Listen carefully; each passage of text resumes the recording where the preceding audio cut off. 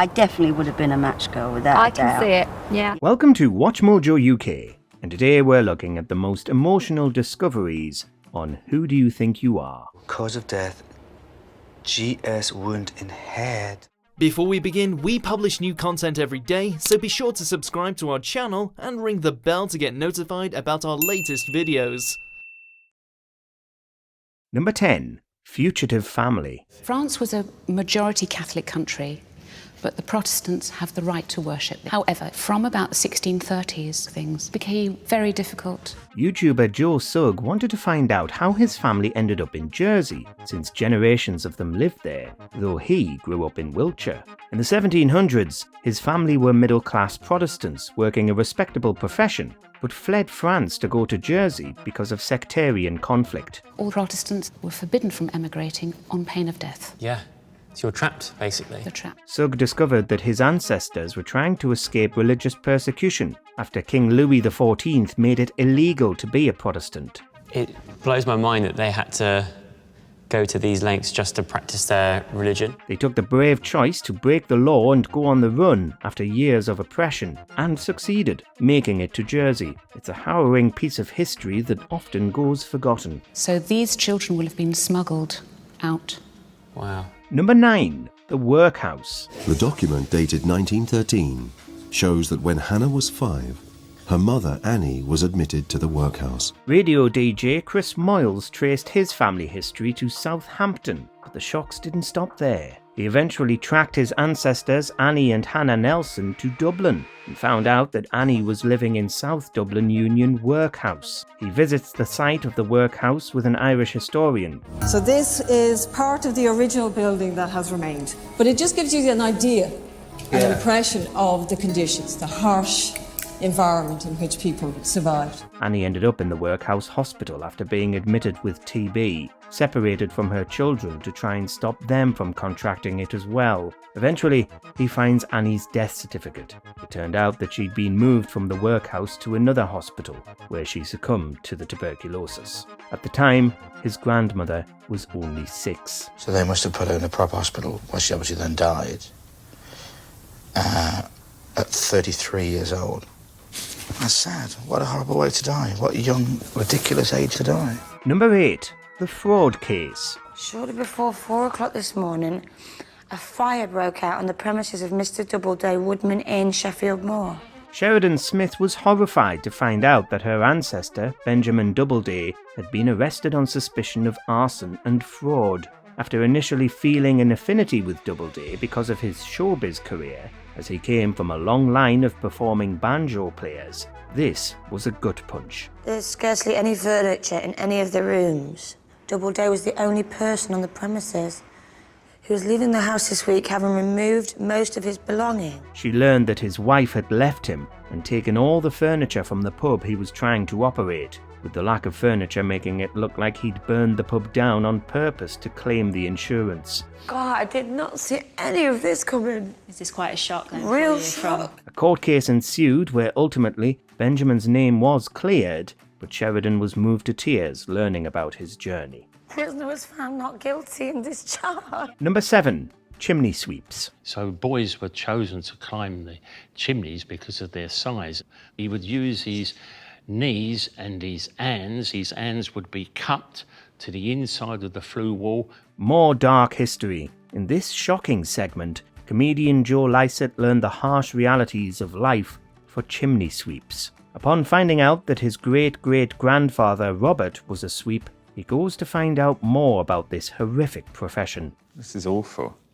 It was a terrible, filthy, horrible job, and very harsh treatment by the master sweep for the boys. Worse, Robert was employed illegally as a sweep aged 10 because he was meant to be at least 16 to learn the trade, but boys as young as 3 were commonly trained up to do it even after the law changed. At first, they will come back from their work with their arms and knees streaming with blood. Lycett was brought to this stately home because it was likely that Robert was climbing up those very chimneys all those years ago. Quite believable to think he went up these chimneys, yeah. Wow. Oh my word. I feel uncomfortable about it for some reason. Number 6. family reunion. Bonjour. Mon Dieu. Bonjour. Mon Dieu. Bonjour. Ça va? Oui.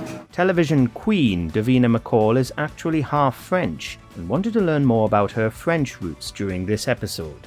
After 30 years away from her French family, she reunites with her mother's cousin in these highly emotional scenes. Tu te souviens de moi?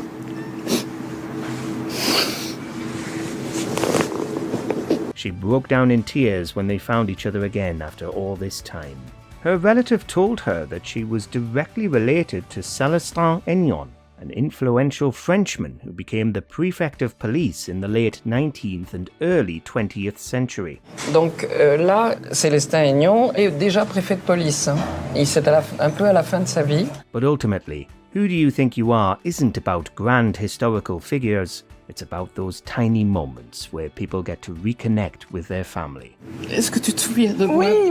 Oui, non, oui. Number 5. Harriet. Olivia Coleman traced her 3 times great-grandmother Harriet across the world, all the way to India, where she was born. The strong possibility is that Harriet's mother was not British, and that very likely, very probably, she was a local lady. In 1812, Harriet had been sent to England, but soon returned to India after inheriting £300, a fortune back then. Harriet came to Calcutta and got married, only for her husband William to die after barely a year together in an awful tragedy. Sacred to the memory of William Tigg Garrett, Lieutenant, Bengal Artillery.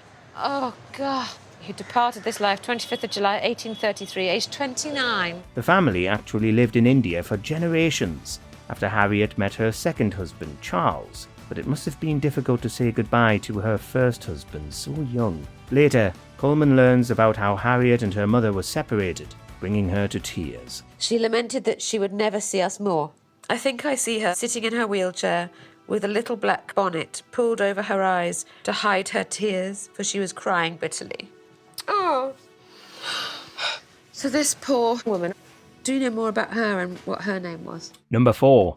A brutal death. I'm sorry to have to say that to you. Oh, don't worry, I want to and as I say, I wasn't holding his hand at the time it happened. Heading to Malaysia, Alan Cumming wanted to find out what happened to his grandfather, who died there in 1951. He discovered that he was shot in the head and killed. His grandfather, Police Lieutenant Tom Darling, brutally enforced the law when the country was still a British colony, but was there for less than a year before his death. But was it a common thing to do, to play Russian roulette here? Not that I know of, but I think it was with Tom. Cumming finds out from someone who also served in the police and still lives in Malaysia that it's believed that Tom died playing Russian roulette. More shocking, he had a reputation for playing Russian roulette, and eventually his luck ran out. Cumming was deeply disturbed to learn these gruesome details.